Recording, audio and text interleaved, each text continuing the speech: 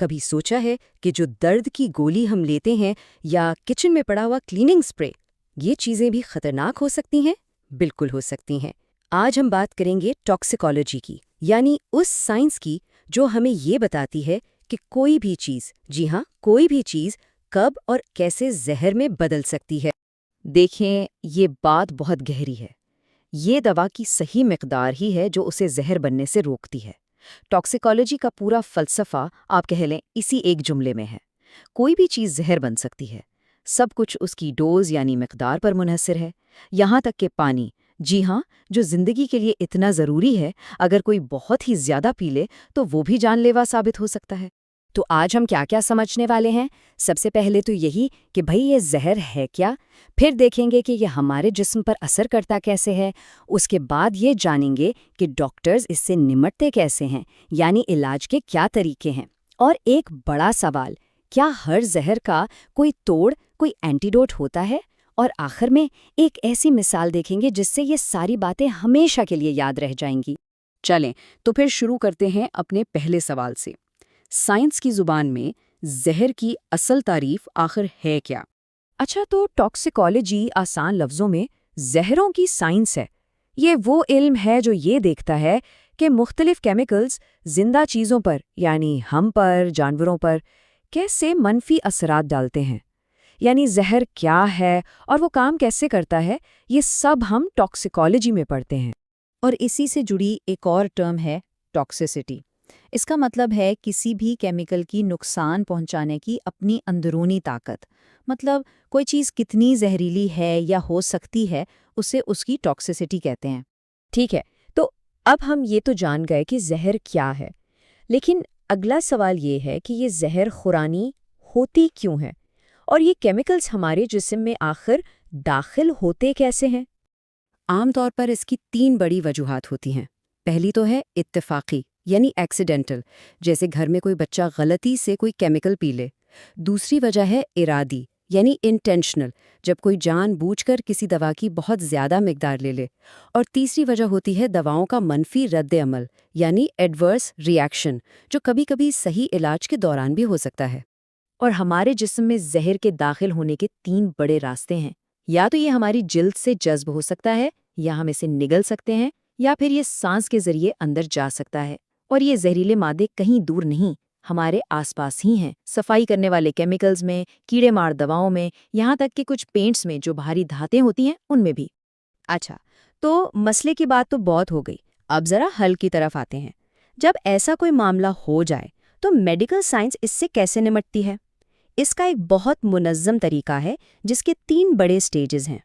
یہ 3 سٹیجز ہیں: پہلا، سپورٹیو کیئر، دوسرا، زہر کا جذب ہونا کم کرنا، اور تیسرا، جسم سے زہر کا اخراج تیز کرنا۔ چلیں اب ایک ایک کر کے ان تینوں کو ذرا تفصیل سے دیکھتے ہیں۔ اور یہاں سب سے حیرانی کی بات پتہ ہے کیا ہے؟ علاج کا سب سے پہلا اور سب سے اہم قدم ہے سپورٹیو کیئر، مطلب کوئی دوا دینے یا کوئی اور طریقہ اپنانے سے بھی پہلے ڈاکٹرز یہ یقینی بناتے ہیں کہ مریض کی سانس اور خون کی گردش یعنی سرکولیشن ٹھیک رہے، اور بہت سے کیسز میں صرف اتنا کر لینا ہی مریض کی جان بچانے کے لیے کافی ہوتا ہے۔ اس کے بعد آتا ہے دوسرا سٹیج، زہر کو مزید پھیلنے سے روکنا۔ خاص طور پر اگر زہر نگلا گیا ہو تو کوشش کی جاتی ہے کہ وہ خون میں شامل نہ ہو۔ اس کے لیے یا تو معدے کی صفائی کی جاتی ہے، یا پھر ایک بہت ہی کارآمد چیز دی جاتی ہے جسے ایکٹیویٹڈ چارکول کہتے ہیں۔ یہ سمجھیں کہ یہ ایک مقناطیس کی طرح کام کرتا ہے جو زہر کو اپنے ساتھ چپکا لیتا ہے اور اسے جسم میں جذب ہونے سے روکتا ہے۔ اور پھر آتا ہے علاج کا آخری مرحلہ، جسم کی صفائی۔ جو زہر خون میں شامل ہو چکا ہے اسے باہر نکالنا۔ اس کے لیے ہیمو ڈائیالسس جیسے طریقے استعمال کیے جاتے ہیں، جسے ہم آسان زبان میں خون کی دھلائی بھی کہہ سکتے ہیں۔ اس میں ہوتا یہ ہے کہ خون کو ایک مشین سے گزارا جاتا ہے جو اس میں سے زہریلے مادے فلٹر کر دیتی ہے، اور پھر صاف خون واپس جسم میں چلا جاتا ہے۔ اچھا، اب ایک ایسے ٹاپک پر بات کرتے ہیں جو ہم سب نے فلموں میں تو بہت دیکھا ہے لیکن حقیقت میں اتنا عام نہیں ہے۔ میں بات کر رہا ہوں اینٹیڈوٹس کی، یعنی زہر کا توڑ۔ تو اینٹیڈوٹ کیا ہے؟ اس سے ایک خاص چابی سمجھیں جو ایک خاص تالے کو ہی کھول سکتی ہے۔ یعنی یہ ایک ایسی دوا ہے جو کسی ایک مخصوص زہر کے اثر کو ہی کاٹتی ہے۔ لیکن یہاں سب سے اہم بات یہ یاد رکھنے والی ہے کہ دنیا میں ہزاروں زہریلے کیمیکلز ہیں، لیکن ان میں سے صرف گنتی کے چند ایک کے لیے ہی یہ چابیاں یعنی اینٹیڈوٹس موجود ہیں۔ اور یہ اینٹیڈوٹس کام بھی بڑے دلچسپ طریقوں سے کرتے ہیں۔ کچھ تو جسم کے اپنے صفائی کے نظام کو ہی تیز کر دیتے ہیں، کچھ ایک شیلڈ یا ڈھال بن جاتے ہیں جو زہر کو اس کے ٹارگٹ تک پہنچنے ہی نہیں دیتے، اور کچھ خاص قسم کے ہوتے ہیں جنہیں کیلیٹرز کہتے ہیں۔ ان کا کام ہوتا ہے زہریلی دھاتوں کو اپنے ساتھ جکڑ کر جسم سے باہر نکال پھینکنا۔ اب اتنی ساری باتیں ہو گئیں، علاج کے 3 سٹیجز، اینٹیڈوٹس، ان سب کو یاد کیسے رکھا جائے؟ چلیں اس کے لیے ایک بہت ہی زبردست اور آسان مثال دیکھتے ہیں۔ زہر کے علاج کا پورا عمل بالکل ایک فائر فائٹر کے کام جیسا ہے۔ اسے ایسے سمجھیں، جب کہیں آگ لگتی ہے تو فائر فائٹر کا پہلا کام کیا ہوتا ہے؟ عمارت کو گرنے سے بچانا۔